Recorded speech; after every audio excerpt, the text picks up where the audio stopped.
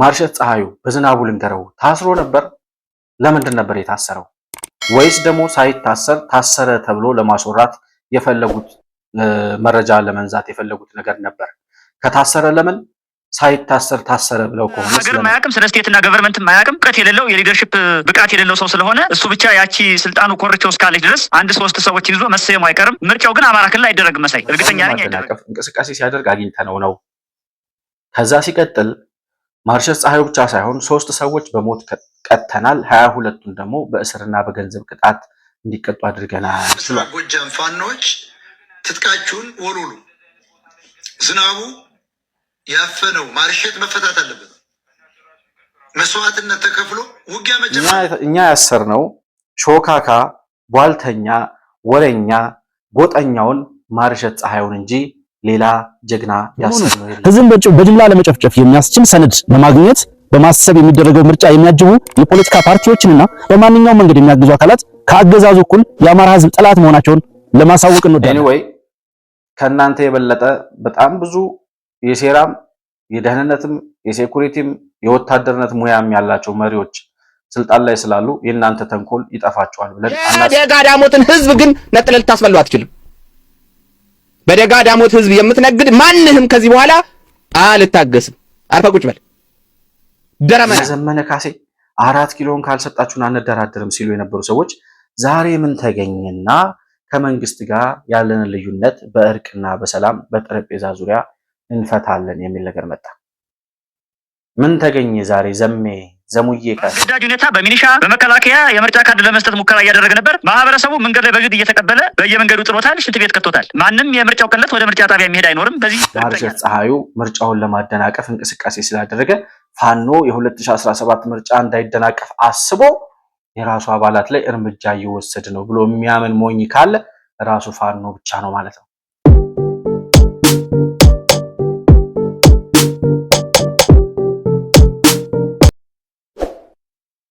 ሰላም ለእናንተ ይሁን። የተከበራችሁ የመሆን መልቲሚዲያ ቤተሰቦች እንደምን አላችሁ? ብሩክ የሾርቅ አሰፋ ነኝ ከመሆን መልቲሚዲያ። የዛሬውን ዕለታዊ የመረጃ ፕሮግራማችንን ይዘን ቀርበናል። በዛሬ ፕሮግራማችን ወደ ፋኖ ካምፕ እናቀናለን። በፋኖ ካምፕ እየተሰሙ ያሉ፣ እየተወናበዱ ያሉ፣ እየተተረማመሱ ያሉ የተወሰኑ መረጃዎች ከሰሞኑ እየሰማን ነበር። እነዚህ መረጃዎች እንግዲህ በፋኖ ካምፕ ውስጥ በተለይ በአመራር ደረጃ እርስ በርሳቸው ወደ መገዳደል እየሄዱ ነው የሚለውን መረጃ ሰምተን ትንሽ ሳናባራ አሁን ደግሞ መታሰር መጀመሩንና አንዱ አንዱን እያደነ እንደ ወንጀለኛ እየጠየቀ እያሰረ ያለበት ሁኔታ መፈጠሩን እየሰማን ነው። ከሰሞኑ ማርሸት ፀሐዩ ታሰረ ተብሎ በዝናቡ ልንገረው በሚባለው የታጣቂው ቡድን አመራር ወይም ደግሞ ጦሩን በሚመራው ሻለቃ ይሁን ኮሎኔል የሚሉት እነሱ ዝናቡ ልንገረው ማርሸት ፀሐዩን አስሮታል ሲባል ሰምተናል። ይህንን ሰምተን 2 ቀን ሳናድር ማርሸት ፀሐዩ ተፈታ ተባለ። እንግዲህ ይህንን መረጃ ነው ዛሬ የምንመለከተው። ማርሸት ፀሐዩ በዝናቡ ልንገረው ታስሮ ነበር? ለምንድን ነበር የታሰረው? ወይስ ደግሞ ሳይታሰር ታሰረ ተብሎ ለማስወራት የፈለጉት መረጃ ለመንዛት የፈለጉት ነገር ነበር? ከታሰረ ለምን? ሳይታሰር ታሰረ ብለው ከሆነስ ለምን? ለዚህ ለታጣቂዎቹ ቡድን አመራሮች ቅርበት ካላቸው ሰዎች ባገኘነው መረጃ ላይ በመመርኮዝ እንዲሁም ደግሞ ግራ ቀኝ በመመልከት እነዚህ ሰዎች ያወሩት ወሬ በእውነት ማርሸት ፀሐዩ ታስሮ ነበር ወይስ ሳይታሰር ነው ታሰርኩ ያለው የሚለውን መረጃ በመረጃ እያስደገፍን በማስረጃ እያጣቀስን ወደ እናንተ የምናደርስ ነው የሚሆነው። መሆን መልቲሚዲያ ላይክ፣ ሰብስክራይብ እና ሼር ማድረጋችሁን አትርሱ። በሱፐር ቻት እና በሱፐር ስቲከር እንዲሁም ደግሞ የቻናላችን አባል ቤተሰብ ወይም ሜምበር በመሆን ድጋፍ ልታደርጉልን እንደምትችሉ ለማስታወስ እወዳለሁ። ያላችሁን የግል አስተያየት ባነሳነው ሐሳብ ላይ ማለት ነው በኮመንት መስጫው ላይ ልታሰፍሩልኝ እንደምትችሉ እያስታወስኩኝ ከፕሮግራማችን ጋር አብራችሁ እንድትቆዩ በአክብሮት እጋብዛለሁ።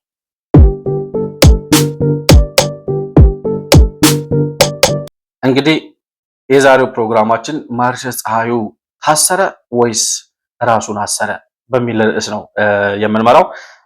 ይህን ጥያቄ ያነሳንበት ምክንያት በጣም አወዛጋቢ የሆኑ ነገሮች ስለሆኑ ነው። ይሄ ቡድን በሽብርተኝነት መንቀሳቀስ ከጀመረ ኦልሞስት ወደ 3 ዓመት እየደፈነ ነው።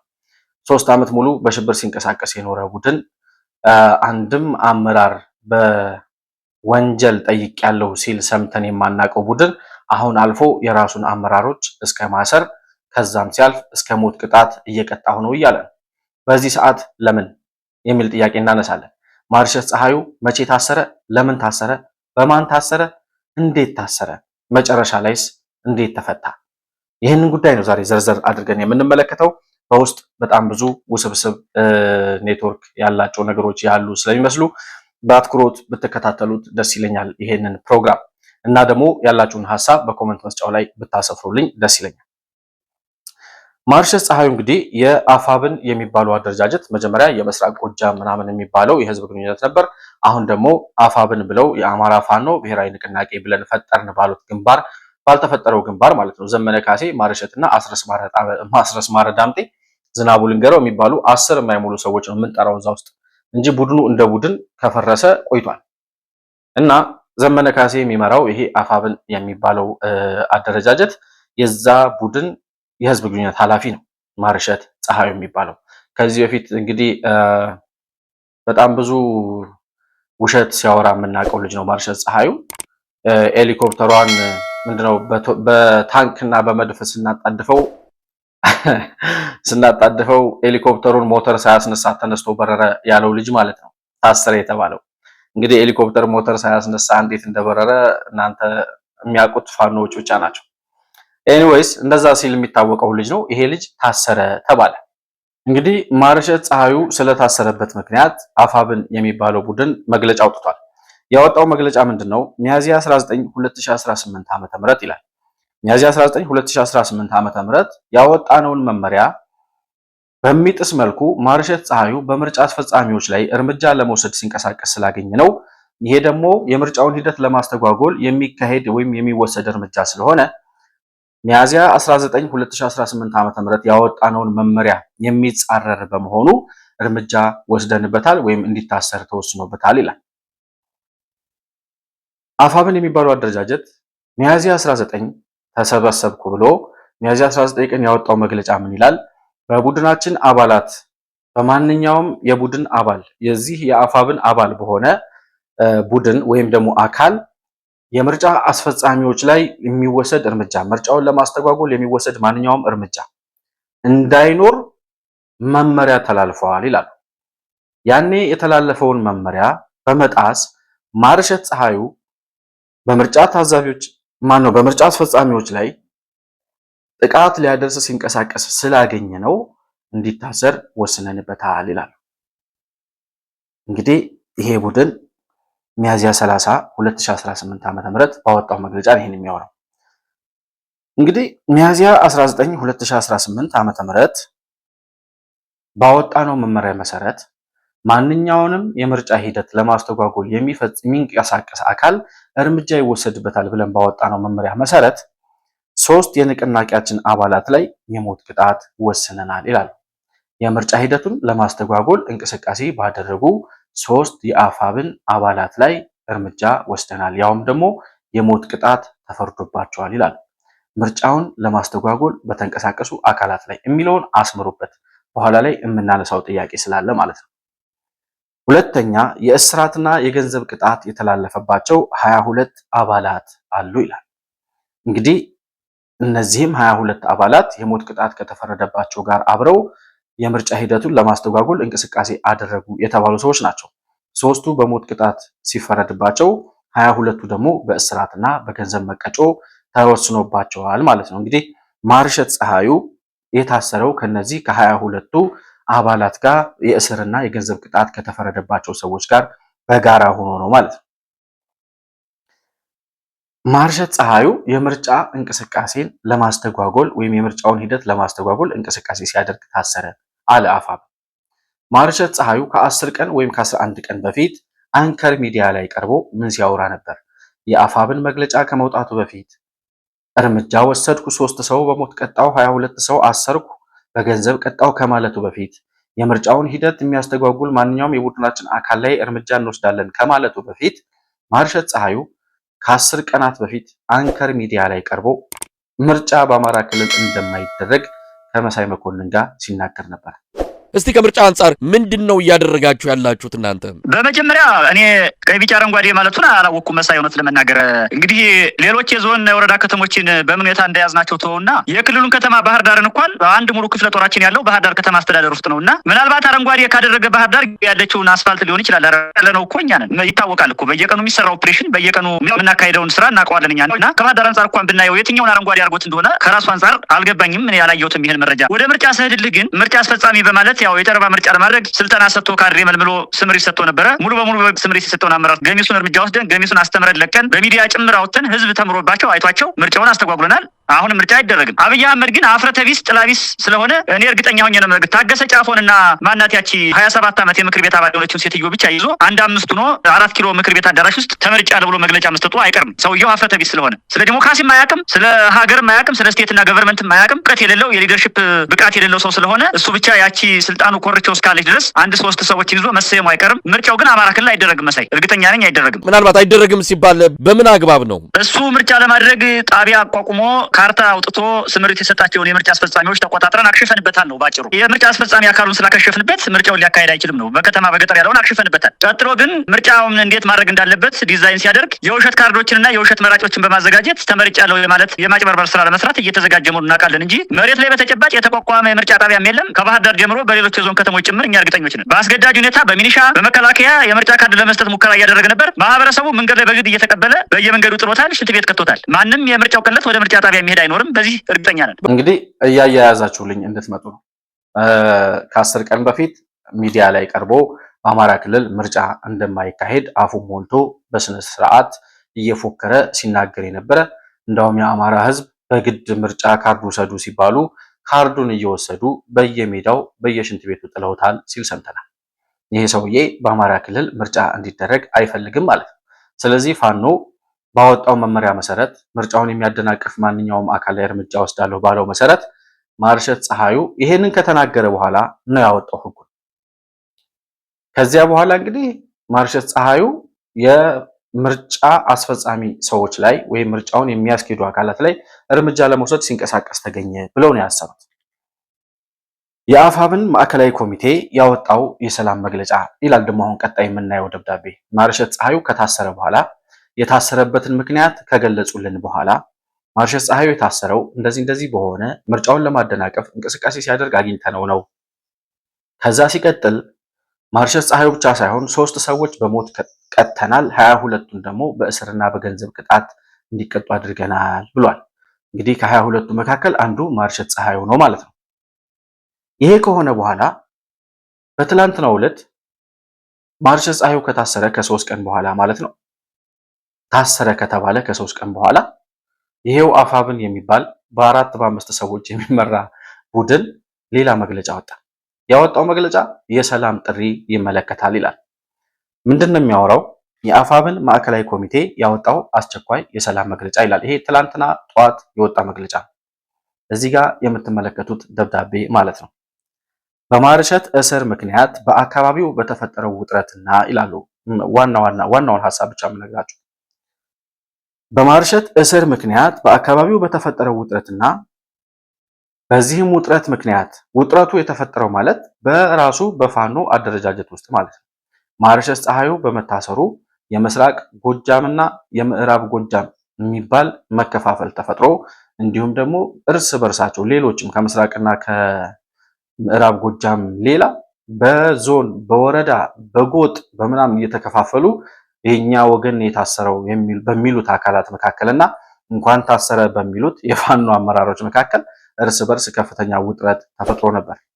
ይህንን የሚያራግቡ የምስራቅ ጎጃም ተደፍረሃል የሚሉም ሌሎች ሰዎች እንደነበሩም እናያለን ወደኋላ ላይ። በማርሸት እስር ምክንያት በአካባቢው በተፈጠረው ውጥረት በአካባቢው ሳይሆን በውስጣችን በተፈጠረው ውጥረት ብላችሁ ብታስተካክሉት ይሻላል እና እነሱ እንደሚሉት ግን በአካባቢው በተፈጠረው ውጥረትና በነሻለቃ ዳዊት የተደረገው የሽምግልና ጥረት ባለመሳካቱ የእርስ በርስ መጠፋፋት ስጋት አድሮብን ነበር ይላል። ይህን የሚያወጣው ዘመነ ካሴ ይባላል። ይህን መግለጫ የሚያወጣው ማርሸት ፀሐዩ በመታሰሩ አንደኛ ከፍተኛ ውጥረት ሰፍሮ ነበር በውስጣቸው፣ እርስ በርስ የመጠፋፋት አደጋ አድሮብን ነበረ። ያንን ለማስተካከል ደግሞ ማርሸት በእርቅና በሽምግልና እንዲፈታ በነሻለቃ ዳዊት በኩል የተሞከረው የእርቅና የሽምግልና ስራ ሳይሳካ በመቅረቱ እርስ በርስ የመጠፋፋት አደጋ ተጋርጦብን ነበር ወይም ስጋት አድሮብን ነበር ይላሉ። ነገር ግን ከዚህ በፊት የከፈልነው መስዋዕትነት ይበቃልና ድጋሚ ወደ ደም መፋሰስ እንዳንገባ ስንል እነዚህን የሰላም አማራጮች ይዘን መጥተናል ይላሉ። እስከዛሬ የተጠፋፋነው ይበቃል ብለን የሰላምና የእርቅ ጥሪዎችን ለማድረግ ወስነናል ይላሉ። አንደኛ የቀረበው የእርቅና የሰላም ጥሪ ማለት ነው። አንደኛ ከራስና ከፈጣሪ ጋር እርቅ ማውረድ አላችሁ እንዴ? ፈጣሪ እናንተ ሲጀምር አሸባሪ ቡድን ፈጣሪ አለ? ፈጣሪን ብትፈሩ 12 ቁጥር ሚስማር በሰው ጭንቅላት ላይ ትመቱ ነበር? ፈጣሪን ብትፈሩ ህፃናትን የሚያስተምሩ መምህራንን በጅምላ ትገድሉ ነበር? እናትና ልጅ አንድ ላይ አድርጋችሁ በጋራ ትደፍሩ ነበር? የካህን ሚስት ትደፍሩ ነበር? እናንተ እምነት ቢኖራችሁ ፈጣሪ ቢኖራችሁ። ሰይጣን በጭካኔና በአረመኔነት ከናንተ በምን ያህል እንደሚያንስ ራሱ ለመገመት በጣም ያዳግታል። እና የመጀመሪያው ከራስና ከፈጣሪ ጋር እርቅ ማውረድ ይላሉ። ፈጣሪ ስለሌላችሁ ከፈጣሪ ጋር የምታወርዱት እርቅ የለም። ከራሳችሁ ጋር ለመታረቅ ደግሞ መጀመሪያ እውነትን መቀበል ይቀድማል። እውነትን ለመቀበል ዝግጁ ስላልሆናችሁ ከራሳችሁም ጋር አትታረቁ። ሁለተኛ ከትግል አጋሮች ጋር እርቅ ማውረድ ይላሉ። ከትግል አጋሮች ጋር እርቅ ለማውረድ መጀመሪያ ከጎጠኝነትና ከጎሰኝነት መውጣት ያስፈልጋል። በጎጥና በጎሳ በሆነ ቡድንና በሆነ አጥንት ቆጣሪነት እየተደራጀህ በውስጣችን ያለውን እርቅና ሰላም ለማውረድ ብሎ ማውራት ይሄ ጉንጭ አልፋ ወሬ ከመሆን ውጪ ሌላ ምንም የሚያመጣው ነገር የለም። እያየን እኮ ነው። የአንዱ አካል ከምስራቅ ጎጃም የተነሳው ሰው የምዕራብ ጎጃሙን ሲያስር እርስ በርሳችሁ እንኳን የኛው ወገን ነው የታሰረው፣ የኛው ወገን ያኛው ወገን አሰረው የሚል መከፋፈል በውስጣችሁ እየተፈጠረ ምን አይነት አንድነት በውስጣችሁ ምን አይነት እርቅና ሰላም ልታወርዱ እንደምትችሉ ፈጣሪ ይወቀው። ሶስተኛው በጣም አስገራሚ ነው ያወጡት መግለጫ። ሶስተኛው መግለጫቸው ምን ይላል መሰላችሁ? ከመንግስት ጋር ያለውን ውጥረት በውይይትና በጠረጴዛ ዙሪያ ለመፍታት ዝግጁ ነን ይላል። ይሄን ያወራው ዘመነ ካሴ ይባላል። ይሄን ያወራው አፋብን የሚባለው ወይም ፋኖ ነኝ ብሎ ራሱን የሚጠራው አሸባሪ ቡድን ከመንግስት ጋር ያለውን ውጥረት በውይይትና በእርቅ ወይም በውይይትና በጠረጴዛ ዙሪያ ለመፍታት ፈቃደኞች ነን፣ ዝግጁዎች ነን ይላሉ። ልዩነቶቻችንን በጠረጴዛ ዙሪያ መፍታት እንፈልጋለን። ከዚህ በላይ የደም መፋሰስ እንዲቆም መሻታችን ነው ይላሉ። 3 ዓመት ሙሉ እርቀ ሰላም ተዘርግቶ የሰላም እጅ ተዘርግቶ በአደባባይ ጥሪ ሲደረግ እነ ዘመነ ካሴ 4 ኪሎን ካልሰጣችሁን አንደራደርም ሲሉ የነበሩ ሰዎች ዛሬ ምን ተገኘና ከመንግስት ጋር ያለንን ልዩነት በእርቅና በሰላም በጠረጴዛ ዙሪያ እንፈታለን የሚል ነገር መጣ። ምን ተገኘ ዛሬ? ዘሙዬ ካሴ ምን ተፈጠረና ዛሬ መሸነፋችሁን አመናችሁ? አቅማችሁ እስከዚህ ድረስ መሆኑን አወቃችሁ? ከዚህ በላይ ልትራመዱ እንደማትችሉ ገባችሁ? ወይስ ይቺ የእርቅ ጥሪ ማዘናጊያ ልክ እንደ የወያኔ ስትራቴጂ መሆኗ ነው? ኤኒዌይ ከእናንተ የበለጠ በጣም ብዙ የሴራም የደህንነትም የሴኩሪቲም የወታደርነት ሙያም ያላቸው መሪዎች ስልጣን ላይ ስላሉ የእናንተ ተንኮል ይጠፋቸዋል ብለን አናስብም። አራተኛ ደረጃ ላይ ያወጡት የባህላዊና የሽምግልና ጥሪ ይላሉ። የማርሸትና ሌሎች ወገኖች መሃል ያለው ውጥረት ለማርገብ በማርሸት ፀሐዩ ላይ በተፈጠረው እስር ከእርሱ ጋር የተፈጠረውንና ከእርሱ ደጋፊዎች ጋር በእርሱ ደጋፊዎችና እንኳን ታሰረ በሚሉ ሰዎች መካከል የተፈጠረውን ውጥረት ለማርገብ ይላሉ። የሀገር ሽማግሌዎችና የሃይማኖት አባቶች እንዲሁም ደግሞ የሚመለከታቸው የማህበረሰብ ክፍል አባላት በባህላዊ እርቅ ጣልቃ እንዲገቡ ጥሪ እናቀርባለን። ራስህ አስረህ ራስህ ሳይቸግርህ ጎትተህ እኔ እኮ በጣም ይገርመኛል። ራሳቸው አስረው ራሳቸው በራሳቸው ጊዜ አሰርን ብለው ከዛ እንደገና የምስራቅ ጎጃም የምዕራብ ጎጃም የሚባል ነገር ግጭት ሲመጣባቸው እንደገና ደግሞ እባካችሁ ኑና አስታረቅን ብላችሁ አስፈቱልን። እንዲህ አይነት ግራ የገባው አንዴ ፊልድ ማርሻል ብርሃኑ ጁላ ሲናገሩ ምን ብለዋል? እኔ ብዙ የትጥቅ ትግል አይቻለሁ አሉ።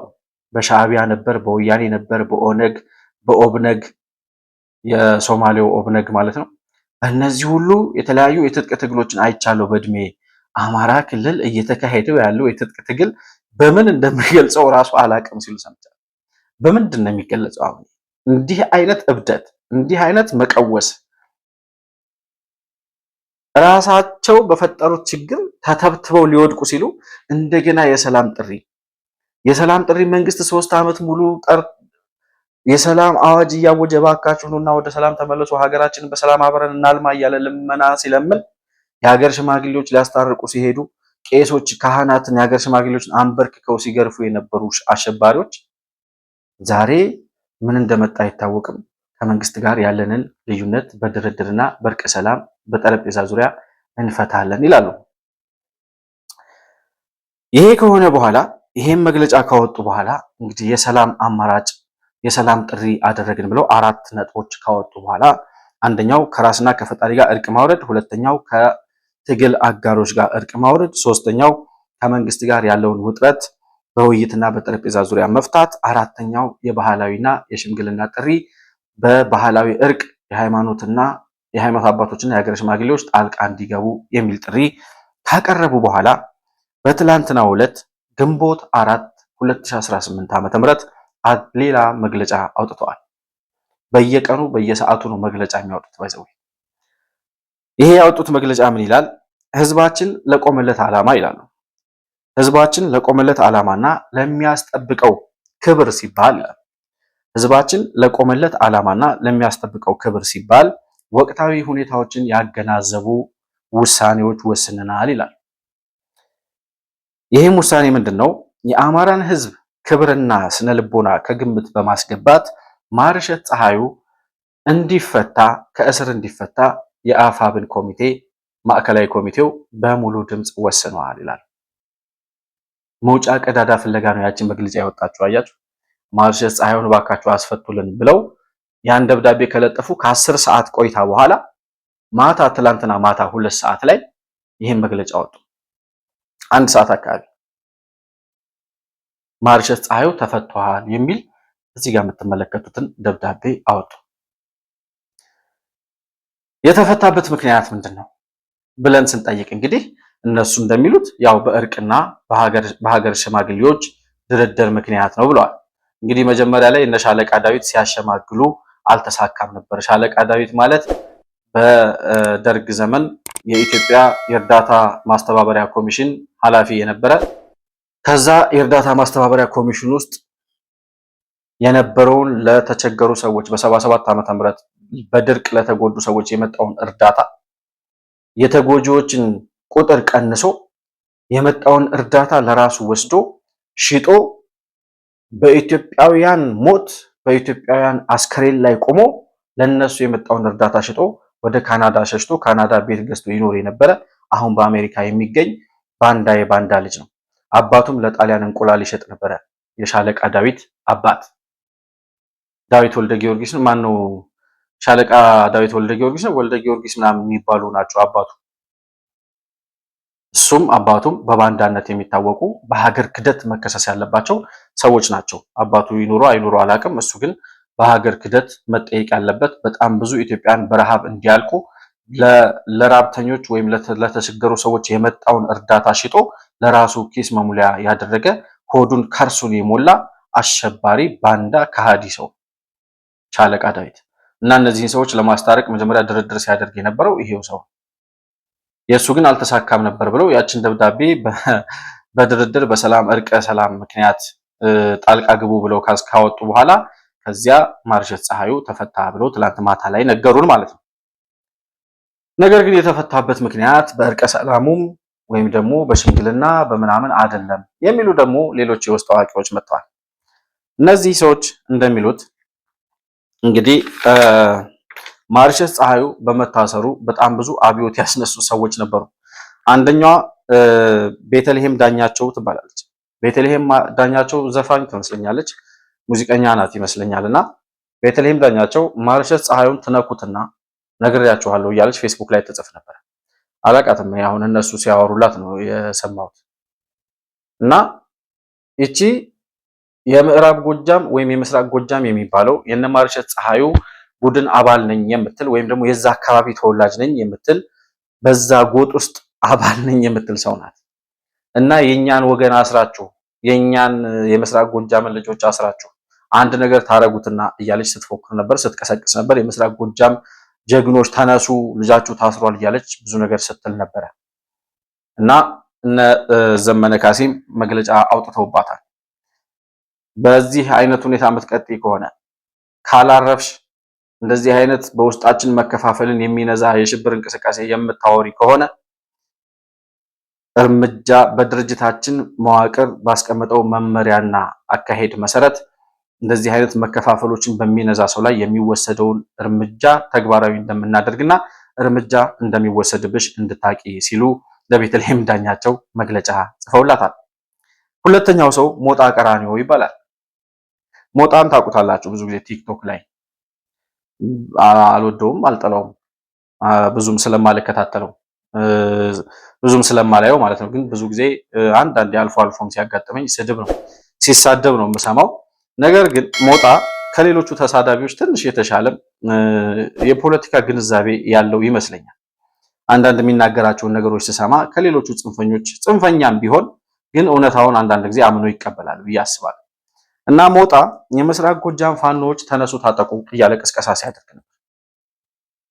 እነዚህን ሁለት ሰዎች ማነሳላቸው ማርሸት ፀሐዩ የተፈታው የምስራቅ ጎጃም ጀግኖችን ወይም ደግሞ ጀግኖች የሚሏቸው እነሱ የምስራቅ ጎጃም ታጣቂዎችን ጀግኖቻችን ተነሱ፣ ልጃችሁ ታስሯል፣ በምዕራብ ጎጃም ታጣቂዎች ላይ ተኩስ ከፍተን ውጊያ ከፍተን ልጃችንን ማስፈታት አለብን እያሉ እነ ሞጣ ቀራኒዮ ሲቀሰቅሱ ነበር ልላችሁ ፈልጌ። የምስራቅ ጎጃም ፋኖች ትጥቃችሁን ወሉሉ፣ ዝናቡ ያፈነው ማርሸት መፈታት አለበት፣ መስዋዕትነት ተከፍሎ ውጊያ መጀመር አለበት። እሱም የፈለጉት ይሄንን የምዕራብ ጎጃም ፋኖች 200 ሰው ብቻው ይዞ ነው የሚንቀሳቀሰው። ሁሉም እምቢ ብሎ ማለት ነው። 200 ቅጥረኞች ከትግሬዎች ጋር የተንቀሳቀሳችሁ እነዚህ 200 ኃይሎች ደግሞ እናፍናለን። የምስራቅ ጎጃም ፋኖች በሙሉ ታጠቁ። ወደ አብይ ጦር መዝመት የለባቸው። ልክ ወደ ምዕራብ ጎጃም እንሄዳለን፣ እንተኩሳለን። በቢዊ በኩል መሻገር አለብን። ከርኗሪ ፋኖ ጥሪ እያረኩልን ታጠቅ፣ ወሉል፣ ልጅህን ወንድምን ታስፈተዋል። መቀጥቀጥ የለበትም፣ መታፈን የለበትም፣ መገደል የለበትም፣ መቀሌም መወሰድ የለበትም። ለአማራነት ብሎ የወጣ ፋኖ ሁሉ የኛ አካል ነው። በጣም በሚገርም ሁኔታ ደግሞ እነ ሞጣ እንደዚህ ሲናገሩ የምስራቅ ጎጃም ፋኖች ተነሱ፣ ጀግናችሁ ታስሯል፣ ልጃችሁ ታስሯል፣ ልጃችንን እናስፈታለን፣ ውጊያ ገጥመን 200 የማይሞላውን የምዕራብ ጎጃም ታጣቂዎች ደምስሰን ልጃችንን እናመጣዋለን፣ መዋጋት አለብን ይላል ሞጣ። ሰምታችሁታል። እናንተ ማንን ነው ታሰረ የምትሉት ይላል ደግሞ ምዕራብ ጎጃም። በጣም እኮ አስቂኝ እንትን ነው ያለው። እናንተ ማንን ጀግናችንን ፍቱ የምትሉት? እኛ ጀግና አላሰርንም፣ እኛ ያሰርነው ይላሉ። ደግሞ በዛኛው ወገን ያለው ነው የምዕራብ ጎጃም ታጣቂዎች ደግሞ የሚሰጡትን ምላሽ ነው ለነሞጣ። እኛ ያሰርነው ሾካካ፣ ቧልተኛ፣ ወረኛ፣ ጎጠኛውን ማርሸት ፀሐዩን እንጂ ሌላ ጀግና ያሰርነው የለም። ድንቄም ጀግና፣ አየነለሽ ጀግና፣ ደግሞ ማርሸት ብሎ ጀግና ይላሉ የምዕራብ ጎጃም ታጣቂዎች። በዚህ ደረጃ እርስ በርሳቸው የመጠፋፋት አደጋ ደርሶባቸው የመከፋፈል አደጋ ተጋርጦባቸው እንዲህ አይነት ስጋት ከአቅም በላይ ሆኖ መምጣቱን ሲያውቁ ነው ማርሸት ፀሐዩ ተፈታ የሚል መግለጫ ይዘው የመጡት። አንደኛው አካሄዳቸው ይሄ ሊሆን ይችላል ብዬ አስባለሁ። የፈቱበት ምክንያት ማለት ነው። እነሱም እንደሚሉት እነ ሞጣም እንደሚያወሩት ሌሎቹ የምስራቅ ጎጃም የማርሸት ደጋፊዎችም እንደሚያወሩት ማርሸትን አስራችሁ እናንተ ከዚህ በኋላ ትጥቅ ትግል እንመራለን ብላችሁ እንዳታስቡ እያሉ የተለያዩ ቅስቀሳዎችን ሲያደርጉ የነበሩ ሰዎችም መኖራቸውን በዚሁ ለመመልከት ችለናል። እንግዲህ እነዚህን ካየን በኋላ ሌላ ምክንያት ማርሸት ፀሐዩ የታሰረበት ምክንያት ሌላ ነው።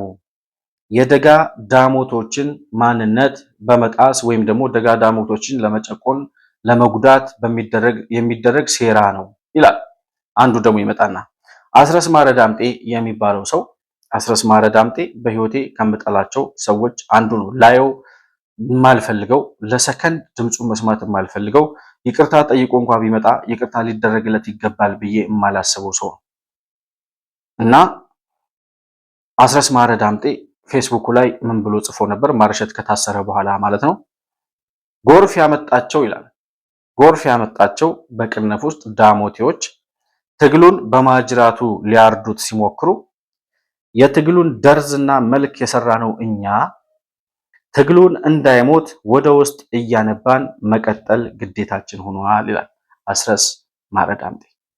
እነሱ ትግሉን ደርዝና መልክ የሰሩት እና አስረስ ማረ ዳሞቴዎች ትግሉን በማጅራቱ ሊያርዱት ሲሉ እና አስረስ በውስጣቸው እያነቡ ትግሉን መቀጠል ግዴታችን ሆኗል ይላል።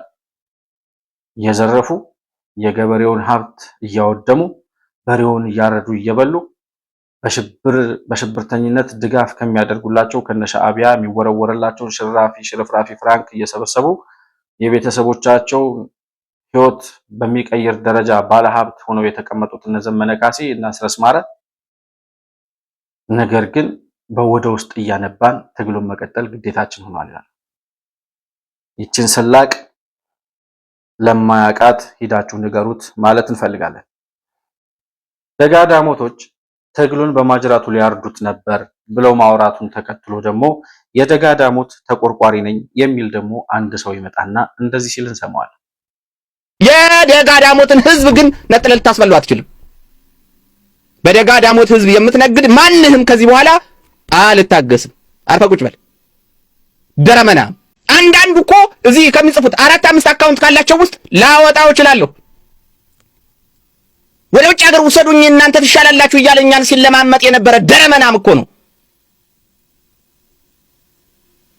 የእነ አርበኛ ዘመነ ካሴን የእነ ሻለቃ ዝናቡን ፎቶ ለሚዲያ የማይበቃ የማይመጥን ፎቶ እያወጣ እየለጠፈ በእነሱ ላይ ከፍተኛ የካራክተር አሳሲኔሽን ስራ እንዲሰራባቸው ሲያደርግ የነበረ ደረመናም ነው ዛሬ እየበጠበጠ የሚገኘው።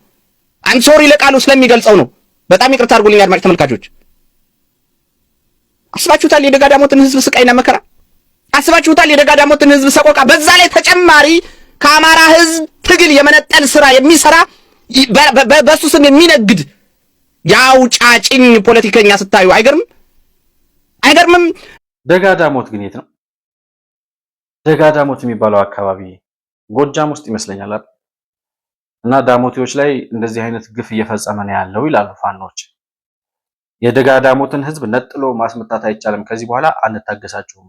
አልታገስም ነው የሚለው። እንደውም ልጁ ራሱን ልክ እንደሆነ መሪ አድርጎ ነው የሚያወራው። እና ከዚህ በኋላ አልታገስም፣ ደጋዳሞትን ነጥሎ ማስመታት አይቻልም ይላል።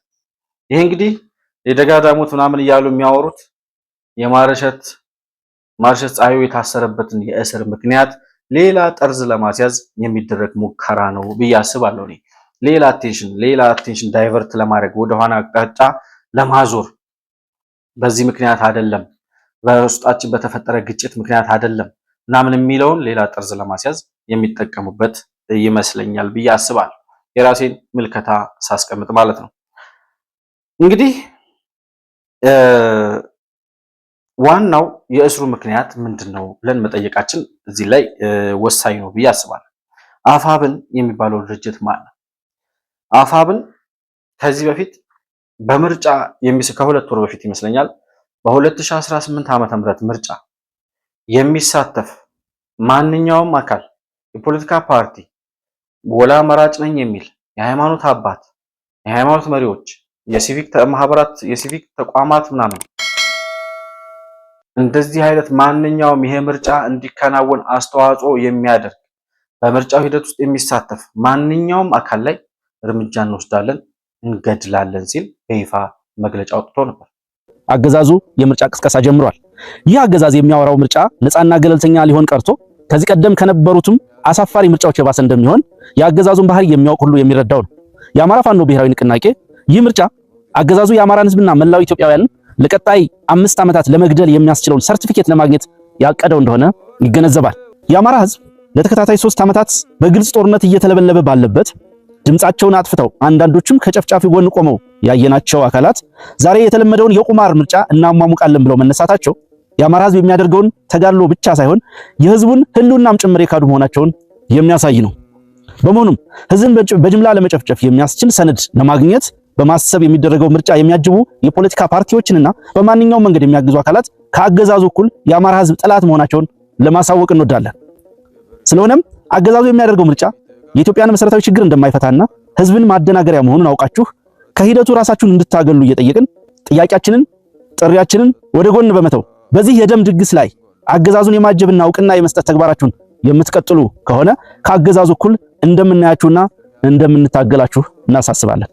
በመጨረሻም ይህንን ጥሪያችንን ተላልፎ ከጠላት ጋር በመሰለፍ ህዝባችንን ለተጨማሪ ጥቃት አሳልፎ የሚሰጥ ማንኛውም አካል ላይ እርምጃ የምንወስድ መሆኑን ለመላው ሰራዊታችን ትዕዛዝ የተላለፈ ስለመሆኑ እናሳውቃለን። የአማራ ፋኖ ብሔራዊ ንቅናቄ። ታዲያ በምርጫ የሚሳተፍ ማንኛውንም አካል ላይ እርምጃ ወስዳለሁ ብሎ በይፋ በአደባባይ ዓለም እየሰማው መግለጫ ያወጣ ድርጅት ምርጫው እንዳይከናወን አሁን ከ10 ቀን በፊት ይሄ ታሰረ የተባለው ማርሸት ፀሐዩ የተባለው ሰው አንከር ሚዲያ ላይ ቀርቦ በአማራ ክልል ምርጫ እንደማይካሄድ፣ አማራ ክልል መዋቅር እንደሌለ፣ የተቋቋመም የምርጫ ጣቢያም የምርጫ ክልልም እንደሌለ፣ በአጠቃላይ በአማራ ክልል ምርጫ እንደማይካሄድ ራሱ ወጥቶ ሲናገር እየሰማን እና አስረስ ማረ ዳምጤ በመግለጫ ወጥተው በምርጫው የሚሳተፍ ማንኛውም አካል ላይ እርምጃ እንወስዳለን፣ እንገድላለን ብለው መግለጫ ያወጡ ሰዎች እንዴት ማርሸት ፀሐዩ ምርጫውን ለማስተጓጎል የምርጫ ሂደቱን ለማስተጓጎል ስለሞከረ እንዴት ሊታሰር ቻለ ብለን ጥያቄ እናነሳለን። እንገላለን ያላችሁት እናንተ፣ ከ10 ቀን በፊት ምርጫ የለም ምርጫ አይደረግም ብሎ የተናገረው ራሱ ማርሸት ፀሐዩ እስካሁን ድረስ በአማራ ክልል ምርጫ እንዳይደረግ የተለያየ እንቅስቃሴ እያደረገ ያለው ቡድን ይሄው የአሸባሪ ቡድን እንደሆነ እየታወቀ